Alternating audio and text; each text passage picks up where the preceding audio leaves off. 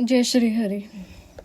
जैसा कि हम सब जानते हैं कि जब जब धरती पर अन्याय, अत्याचार और पाप बढ़ाए, तब तब भगवान श्री हरि विष्णु ने अनेक रूप धारण कर धरती को अन्याय, अत्याचार और पाप मुक्त करवाया। आज हम बात करेंगे ऐसे अवतार की जो आज भी अमर है, एक ऐसी शक्ति जिससे काल भी भयभीत है। आज हम बात करेंगे भगवान परशुराम और उनकी जयंती की। तो आइए जानते हैं कौन है भगवान परशुराम और उनकी जयंती कब मनाई जाती है। भगवान परशुराम भगवान विष्णु के छठे अवतार हैं। उन्हें 7 चिरंजीवियों में से एक माना जाता है। भगवान परशुराम की जयंती भगवान विष्णु के छठे अवतार भगवान परशुराम को समर्पित है। इस दिन भक्त श्रद्धा और भक्ति के साथ भगवान परशुराम की पूजा अर्चना करते हैं और उनके निमित्त व्रत भी रखते हैं।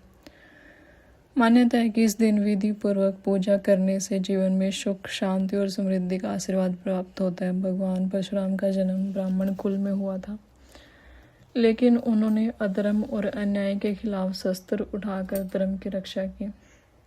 इसलिए उन्हें धर्म से ब्राह्मण और कर्म से क्षत्रिय माना जाता है। उनके जीवन से यह संदेश मिलता है कि धर्म की रक्षा के लिए सही समय पर साहस और शक्ति दोनों आवश्यक होते हैं। परशुराम जयंती के अवसर पर भक्त भगवान विष्णु के इस अवतार का स्मरण करते हैं और उनकी पूजा पर जीवन में सकारात्मक ऊर्जा और शक्ति की कामना करते हैं। भगवान परशुराम का जन्म वैशाख शुक्ल पक्ष की तृतीया को प्रदोष काल में हुआ था। इसलिए परंपरा के अनुसार जिस दिन प्रदोष काल में यह तिथि व्याप्त होती है, उस दिन परशुराम जयंती मनाना अधिक शुभ माना जाता है। इसी आधार पर इस वर्ष 19 अप्रैल को ही परशुराम जयंती का पर्व मनाने का विधान बन रहा है। धार्मिक मान्यता के अनुसार भगवान परशुराम का स्मरण करने से व्यक्ति को साहस, शक्ति और धर्म के मार्ग पर चलने की प्रेरणा मिलती है।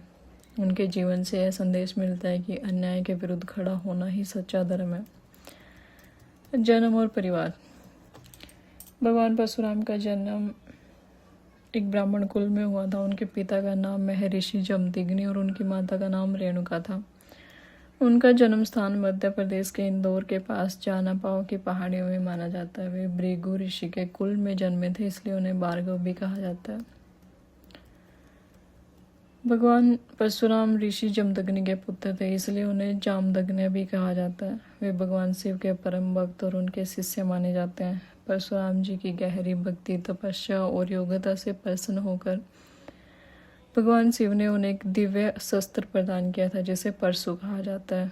इसी दिव्य परशु का नाम विद्युत भी बताया जाता है। इसी भगवान शिव ने परशुराम को दिया था। परशुराम जी हमेशा इस परशु को अपने साथ रखते थे। इसी कारण से वे परशुराम नाम से प्रसिद्ध हो गए। उनका जीवन धर्म, भक्ति और न्याय का प्रतीक माना जाता है। यह परशु उनके साहस और कर्तव्य निष्ठा का प्रतीक बन गया।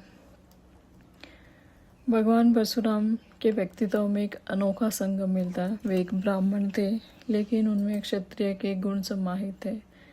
वे न्याय के रक्षक थे और उन्होंने समाज में बढ़ रहे अहंकार और अधर्म का नाश करने के लिए शस्त्र उठाया था।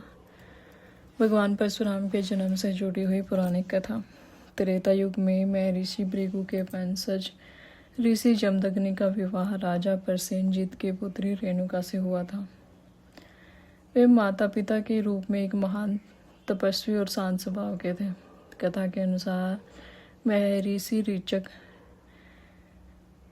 ऋषि जमदग्नि के पिता ने पुत्र प्राप्ति के लिए विशेष यज्ञ किया। उन्होंने 2 तरह के चूरू पवित्र प्रसाद तैयार किए, एक ब्राह्मण पुत्र के लिए और दूसरा क्षत्रिय पुत्र के लिए। रेणुका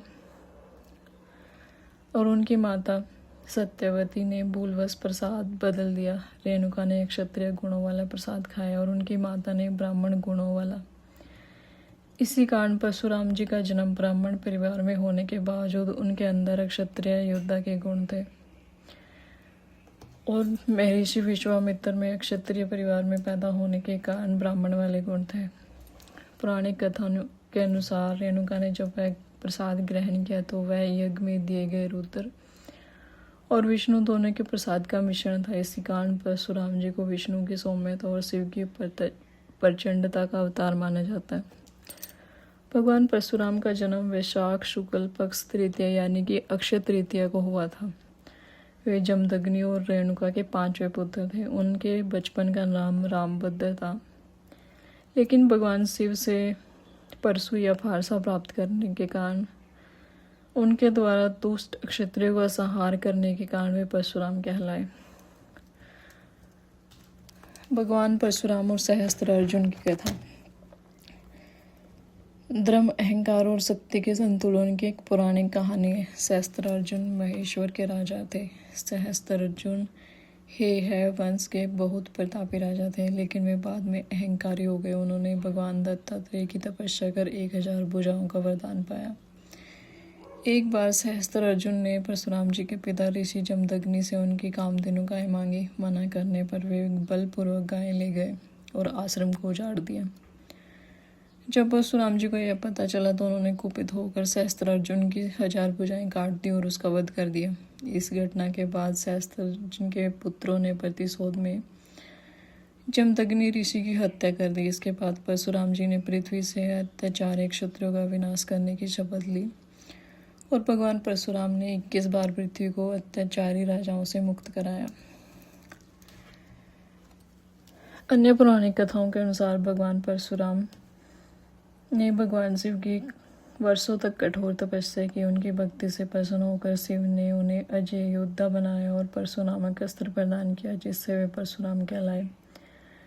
शिव ने परशुराम को अपना रुद्रांश यानी शिव का अंश प्रदान किया, जिसके कारण वे चिरंजीवी बन गए। मान्यता है कि वे कल्प के अंत तक पृथ्वी पर ही रहेंगे। वे महाभारत काल में भीष्म, द्रोण और कर्ण के गुरु थे। माना जाता है कि परशुराम जी आज भी पृथ्वी पर जीवित है और महेंद्रगिरी पर्वत पर निवास करते हैं।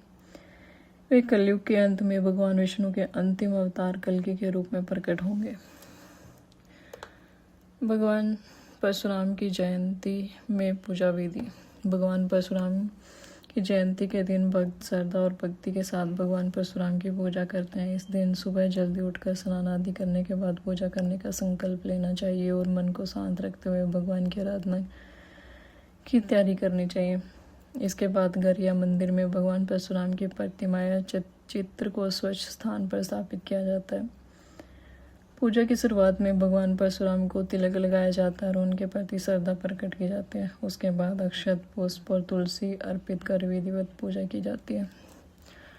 पूजा के दौरान भगवान परशुराम के मंत्रों का जाप किया जाता है या फिर भगवान विष्णु की स्तुति की जाती है, क्योंकि परशुराम जी को विष्णु का अवतार माना जाता है। इसके बाद श्रद्धापूर्वक उनकी आरती की जाती है। उनसे जीवन में सुख, शांति और शक्ति की कामना की जाती है।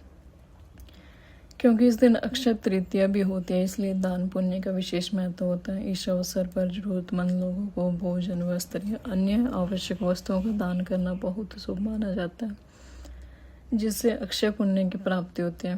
परशुराम जी का जीवन हमें यह सिखाता है कि जब समाज में अन्याय अपनी सीमा पार कर ले तो शांति प्रिय व्यक्ति को भी धर्म की रक्षा के लिए शक्ति का प्रदर्शन करना पड़ता है।